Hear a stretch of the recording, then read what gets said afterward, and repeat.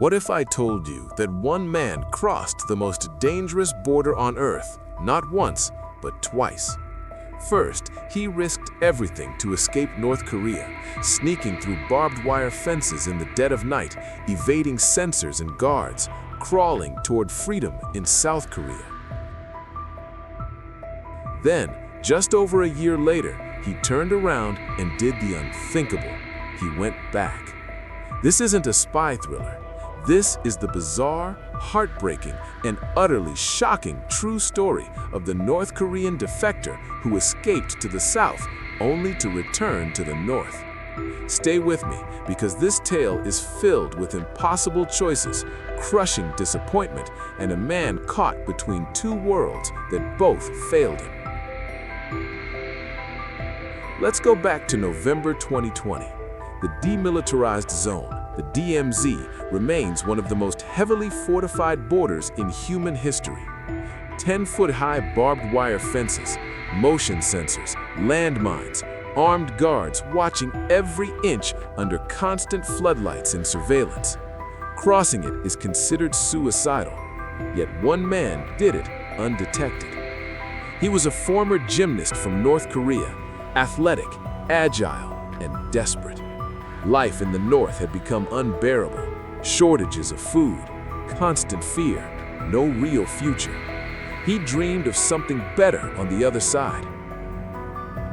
Under the cover of darkness, he approached the fence. Using his gymnastic skills and sheer determination, he climbed over the razor-sharp barbed wire without triggering the alarms. He moved silently, carefully avoiding the sensors that could have lit up the entire area and brought soldiers running. For hours, he crawled and crept through the no-man's land, heart pounding in his chest, knowing that one wrong step could mean instant death. Finally, he made it across. South Korean forces only discovered the breach the next day during a routine check. They launched a massive manhunt. Hours later, they found him hiding just half a mile south of the border, exhausted, cold, but alive and free. When interrogated, he told investigators about the hardships he had endured. He spoke of wanting a new life away from the regime's control. South Korea welcomed him as a defector. He received resettlement support, housing, and financial aid like thousands of others who had risked their lives to escape. But freedom wasn't what he imagined. Life in South Korea proved incredibly difficult. He struggled with isolation. The fast-paced, competitive society felt overwhelming. Jobs were hard to find. He faced discrimination and loneliness. The money he received didn't last long. Reports later revealed he lived in poverty, feeling disconnected from the very freedom he had fought so hard to reach. The dream of a better life began to crumble. Regret started creeping in. For over a year, he tried to adapt, but the weight of his new reality grew heavier every day. He missed familiar things. Perhaps he romanticized what he had left behind, or maybe the South simply couldn't fill the emptiness he carried. Then, on New Year's Day 2022, he made a decision that stunned the world. He returned to the same section of the DMZ. Once again, he used his agility to climb the fences, this time heading north. He crossed back into North Korea undetected at first. South Korean authorities were humiliated for the second time. The military had failed to prevent both his original escape and his shocking return. Why would anyone go back to one of the most oppressive regimes on Earth after tasting freedom? Officials and experts offered different theories. Some said he struggled financially and socially in the South. Others believed he faced personal hardships, maybe family ties pulling him, or simply the harsh reality that starting over is never easy. Whatever his reasons, his double crossing exposed deep cracks in how defectors are supported and how secure the border truly is. The story sent shockwaves through both Koreas. In the South, it raised uncomfortable questions about why someone would reject the freedom so many others die trying to reach. In the North, it was likely used as propaganda, proof that life in the South is miserable and that people want to return.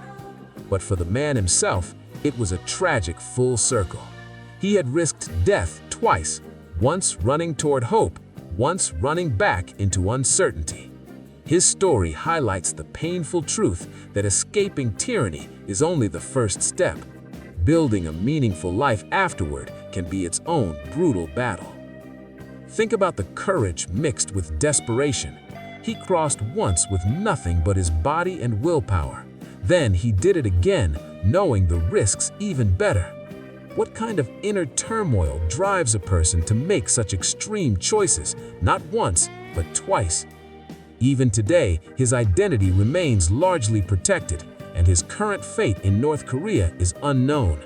But his double defection remains one of the most unusual and thought-provoking stories to come out of the Korean Peninsula in recent years. So let me ask you this.